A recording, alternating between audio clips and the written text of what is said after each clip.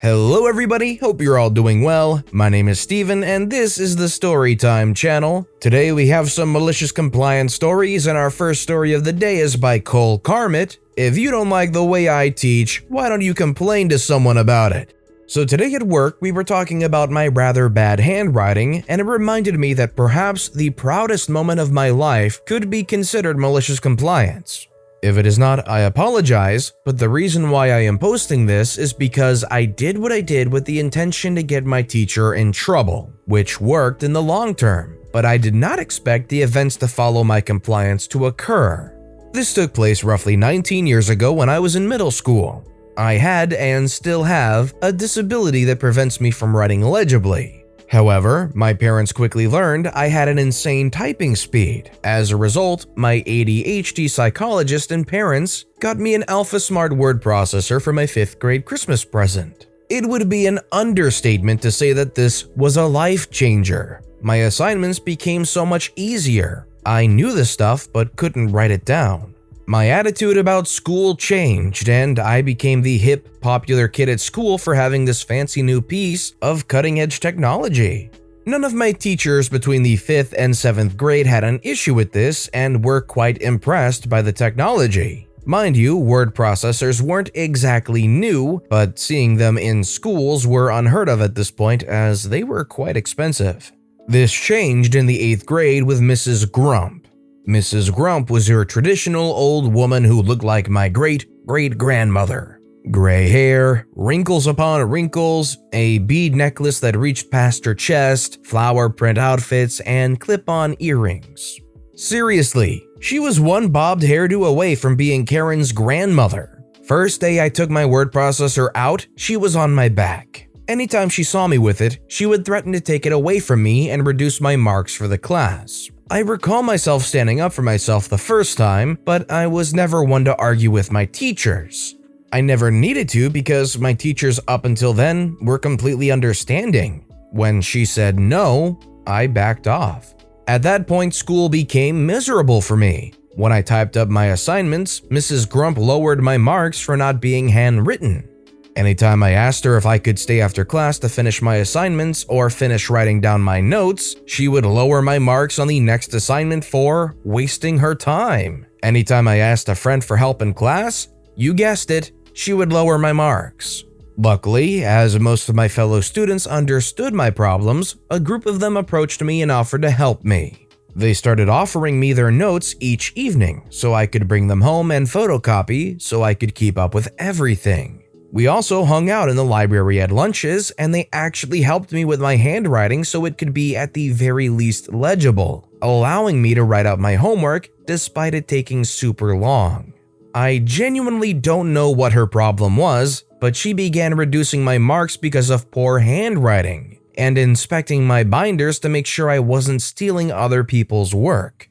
If she found a photocopied note, say it with me, she would lower my marks. This was absolutely ridiculous as none of my classmates were marked in such a way.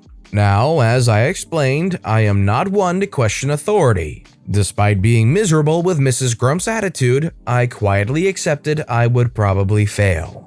Unfortunately, I don't remember why my parents didn't help, but I think it might have been due to my older brother being part of Mrs. Grump's in the past, and they thought I was being overdramatic. ADHD, remember.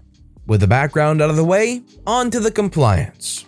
I don't know what happened on this particular day, but I had a sudden urge of confidence. It was a particularly bad day. I remember we were doing an assignment involving microscopes in class. We needed to describe what we saw, and instinctively I brought out my word processor. I put it on the table and looked down into the microscope, but when I came back up, Mrs. Grump was standing at my desk with my word processor in her hand. Mrs. Grump says, "I am confiscating this and throwing it away." Me stuttering, "But I need it and it's expensive." "Too bad. I have warned you many times to not bring it out in my class. You didn't listen, and so these are the consequences." At this point, she put it in her cabinet unit and shut the door. Everyone in the class was silent, and Mrs. Grump sat back down. Some of my classmates tried to calm me down. I was crying and Mrs. Grump didn't care. In particular, I recall, of all people, one of the students who usually bullied me was trying to cheer me up. We'll call him Jim from now on, as Jim now works as a coach at a gym now. I didn't work on the assignment, and when Mrs. Grump came to take my blank sheet, she scoffed. If you don't like the way I teach, why don't you complain to someone about it? I left the classroom defeated. But to my surprise, during lunch, Jim came up to me with my word processor in hand. He stole it out of the teacher's cabinet while she was returning the microscopes to the lab. He told me he was going to keep it in his locker till after school when he'll return it. That way, I wouldn't get in even more trouble when she finds it missing. It was at that moment when I snapped. I don't know what it was. Maybe the fact that the person who had bullied me for so long was the one helping me, but I wanted Mrs. Grump gone. But what was I going to do? Well, complain to someone, of course. She is the teacher, and it's not like me to disobey the teacher. Now, in any other situation, I honestly don't think this would have worked, but I got extremely lucky in regards to the events that followed this decision. So myself and Jim went to the school's principal during lunch. Me and the principal up until this point had never officially met, as she had just started at the school this year after the previous principal retired. We are going to call the principal Mrs. Awesome. Mrs. Awesome was eating at her desk and was surprised to be interrupted, though she did sigh when she saw Jim. I know for a fact those two were well acquainted. I think she thought the two of us had gotten a fight, so she asked me to sit down and for Jim to wait outside. I started explaining to her what happened in class, and after she realized Jim wasn't to blame, she called him back in to support my story. When I mentioned the word processor, however, her eyes lit up. Despite never formally talking before, it was clear she knew who I was. The discussion shifted to the word processor itself, and she asked me to go over its functions and everything. I showed her how I could type on it, transfer the files to a computer to either print off or email, the typing tutorials loaded on it. I explained why I needed it, showing her my handwriting, and how I had relied on it since the 5th grade. She and Jim seemed quite interested in it, taking notes and everything. At the end of the impromptu tutorial that lasted, Mrs. Awesome thanked me and had us step out for a moment.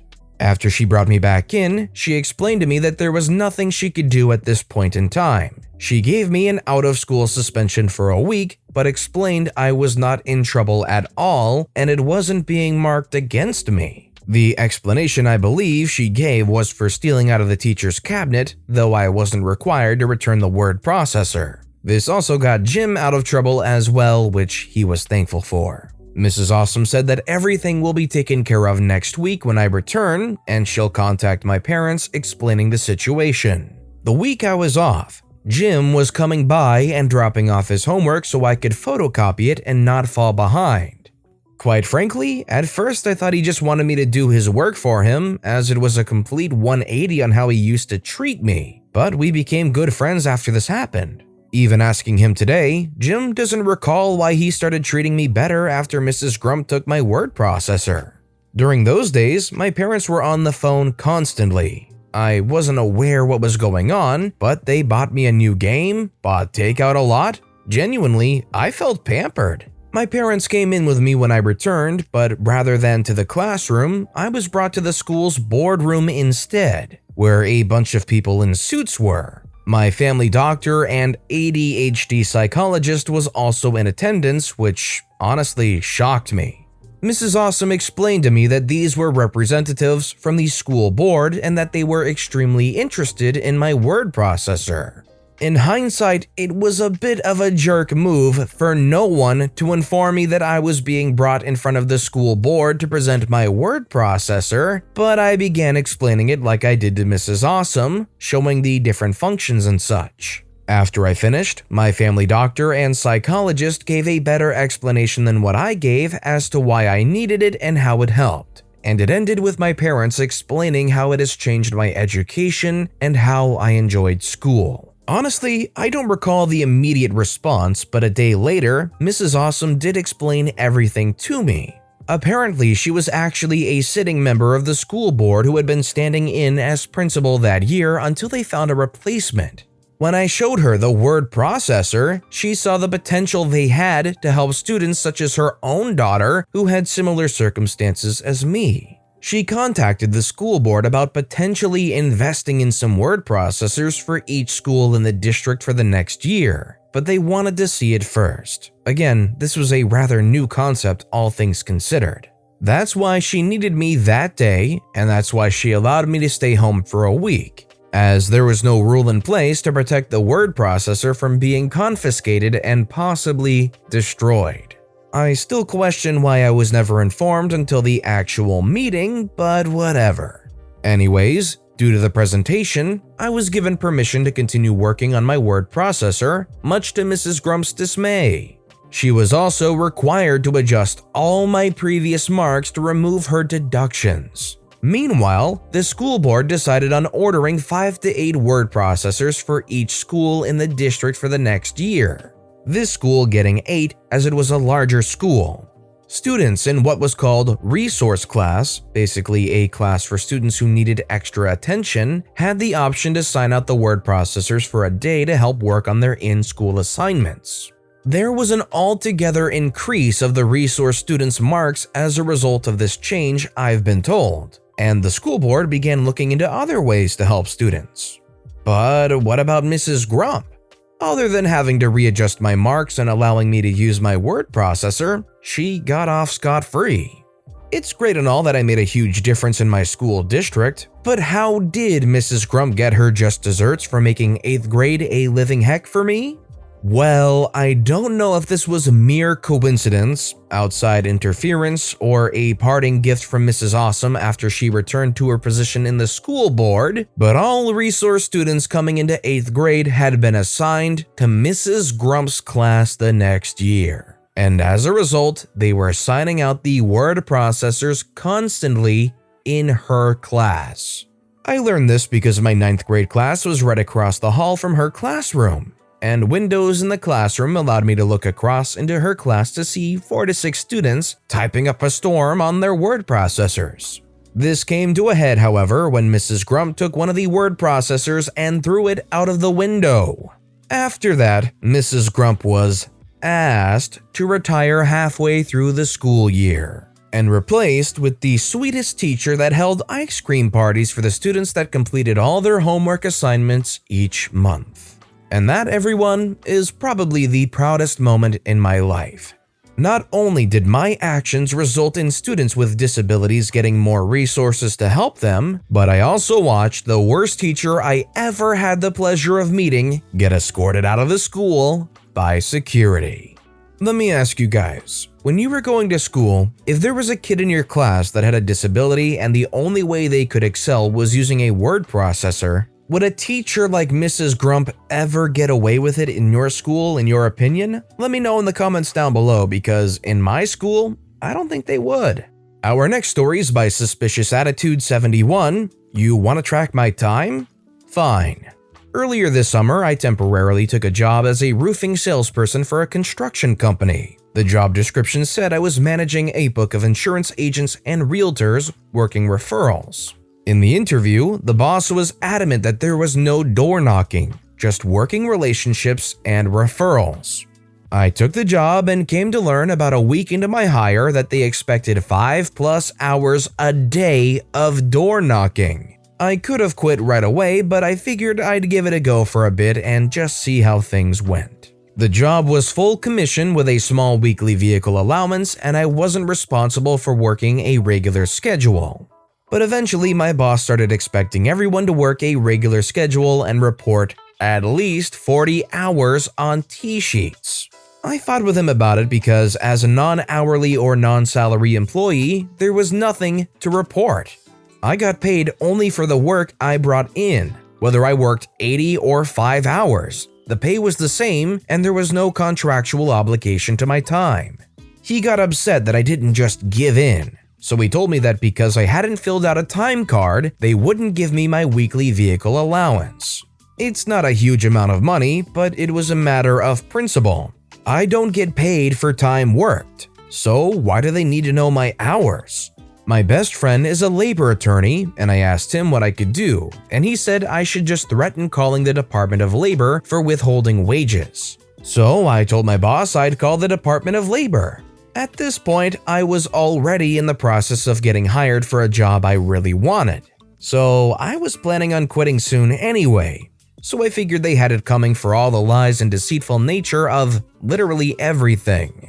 They ended up giving me the allowance, and then later that day, HR then rolled out a policy that said that they are now paying out the allowance based on hours logged on T-sheets. It was the expectation that we'd log 40 hours, and if you don't meet 40 hours, they will deduct a prorated amount from the vehicle allowance.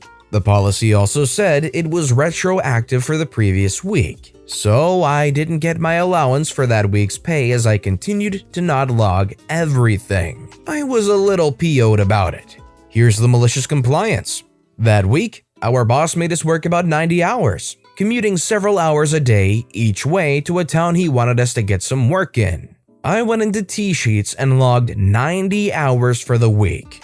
When the pay came that week, I only got the regular allowance for 40 hours. I asked my boss where the rest was, and he said it was a flat rate. So I cited the new policy and said he owed me based on the hours worked, and that I'd be calling the Department of Labor if I didn't get it. They ended up giving me the allowance based on 90 hours, and later that week, HR emailed the department saying full commission people are exempt from logging hours and would be receiving flat pay. I win. I ended up quitting a short time later, followed by pretty much the whole sales staff.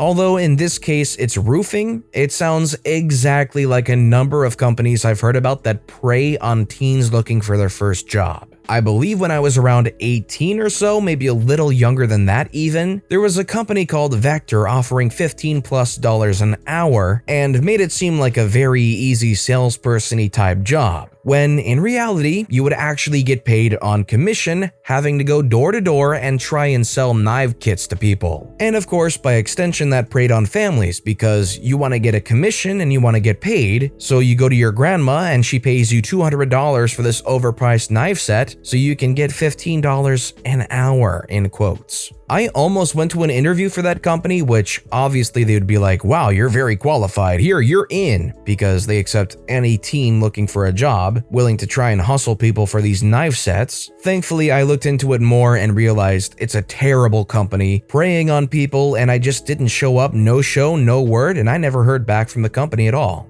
And our final story of the day is by DustyBronco. I have to wrap all the Christmas presents myself? Okay, I'll make that known. When I was a kid, my dad could really be a jerk sometimes. He broke rules all his life, but would swiftly and gleefully punish me if I didn't do exactly what he wanted without question. Well, one Christmas season, we went out shopping for my mom and spent the whole day crawling the mall. When we got back home, he told me that I would be wrapping all the presents myself. You're not going to help me? No, I paid for them. You can wrap them. I was 12 years old. Was I expected to buy presents? I knew better than to fight with him though, so I did exactly what he asked. And when it came time to sign the "from" line on each present's tag, I wrote my name and my name alone. After all, if he was here, he could sign it. Heck, if he checked the presents before Christmas, he could sign them. But of course, he didn't. And when we unwrapped presents, my mom wondered out loud why every gift to her was from me. He got so mad and tried to make me feel bad about it, but when I explained it in front of both of them, he got quiet and stopped. From that point on, I had help wrapping each year. Well, in this story, at least it's good to hear that when called out on their BS in front of the mom, that was enough to put shame in the father, because I know of a lot of fathers that even explained in front of the mom. They would stand their ground and they would pummel their point very, very hard into it too. But with that being said, that's all the time we have for today. So, which of these stories was your favorite and why? Let me know in the comments down below. But besides that, if you enjoyed the video, please consider liking and subscribing and turn notifications on if you haven't so you'll never miss an upcoming video. Any little thing that you do helps the channel grow so much more. Whether it's commenting, subscribing, or just watching the video, thank you all so very much for supporting me right here on the Storytime channel. I hope you all have a wonderful day, and I'll see you all next time right here on the Storytime channel.